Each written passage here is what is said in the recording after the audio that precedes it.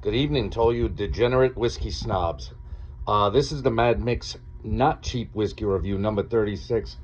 I'm just going to put this in the Not Cheap Whiskey Review. I bought that Ardmore and this together. It was $90 for both of them. One of them was $49.99. The other one was $39.99 or something like that. I can't remember which one had which price. I think this was a $39.99 one because the older Benriachs are like 50, 60 bucks, something like that. So I can't see how the no name age statement would be 50 bucks. I think this was like 40.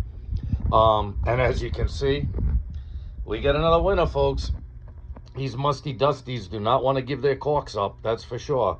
They are dried out and brittle, and they're breaking off. I believe this is the 5th cork I broke off in these old musty dusties from this particular store I've been finding them at. But I wanted to give this one a review. I'm probably going to take this bottle with me to band practice, and if you follow this channel, you know if the bottle goes to band practice, it does not make it out alive. Not even close. So I wanted to get at least a review in on this bottle before it found itself killed. Like I said, there is another Benriach 10, which comes in a black tube with like gold lettering. It's the non-smoke. This is the smoky 10. The black one is a non-smoky, just a regular 10, and then of course there's the 12. So I've had Benriachs before, 3 of them, and this will be the 4th Benriach I had, but this one does not get an age statement. Like I said, it snapped the cork, so I had the good thing I've got a tote full of old whiskey bottles because some old corks have come in handy.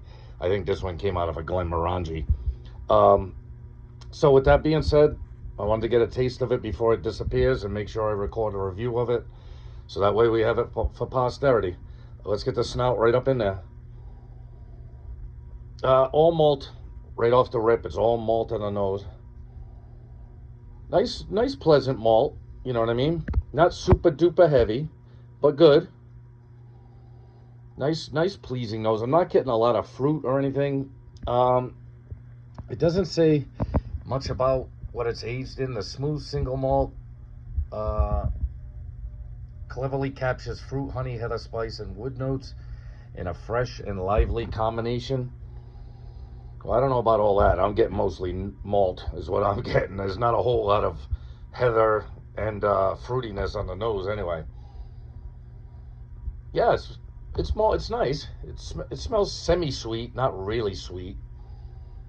But yeah, mostly malt. That's what I'm giving it. On the nose, it's just straight up malt. So with that being said, let's get a sip down.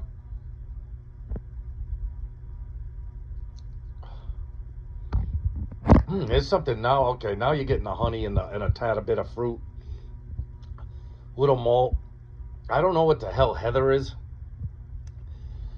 And it does have a little spice in the back end, so obviously it's bourbon barrel aged. All Scotch pretty much is, unless it specifies it's spent its entire life in a different barrel.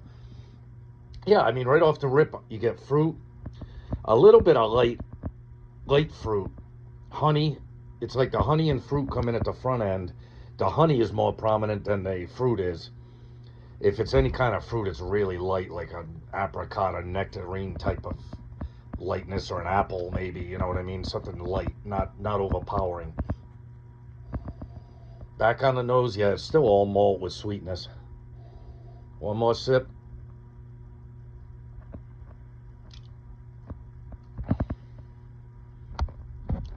Yeah, pleasant enough. Pleasant enough. It's mostly sweetness, like honey sweetness, maybe hints of fruit, a little bit of malt in the palate. The malt is much more present on the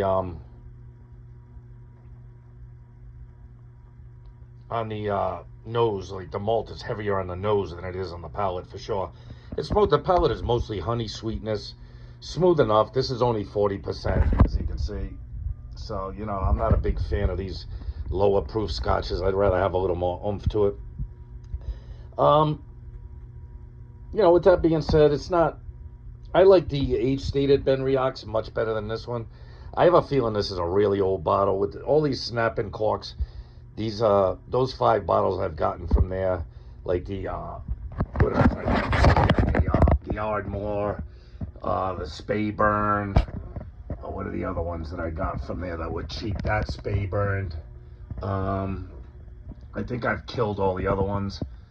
Yeah, I think that's it for the old musty dusties. I'm not sure if the space side snapped its cork or not. I can't remember. It might have. It looks like it's got a different cork up top, so that one might have snapped too. Yeah, this one too. The smoky Big Smoke 40. That one's got a Glenmorangie cap on it. So all of these weird kind of older bottles that you've seen me drink lately, as you can tell, I mean, look at the top of it. Look at how much dust is on it. You know what I mean? So it's like, you know, I know that this thing has been sitting around there for a while. Look at how dusty that is. So with that being said, I mean, all right, the Mad Mix Not Cheap Whiskey Review, number 36, Benriach, no age statement. I believe it was $40. It could probably go into the cheap whiskey review, but we'll leave it right here where it is. I'll give it an 8.2 or something like that. You know, for its price, like I said, I believe I paid about $40 for it. For $40, you can get better single malts than this. In fact, for 40, you know, maybe a couple bucks more, you can get age stated. You know, like a Glenmorangie, the old 10 was like $40. Now it's a 12. It's like 45. I'd much rather spend the extra $5 getting a good age stated. If I remember right, some of these Benriachs are only like $50, or maybe a little over $50 with the age statement.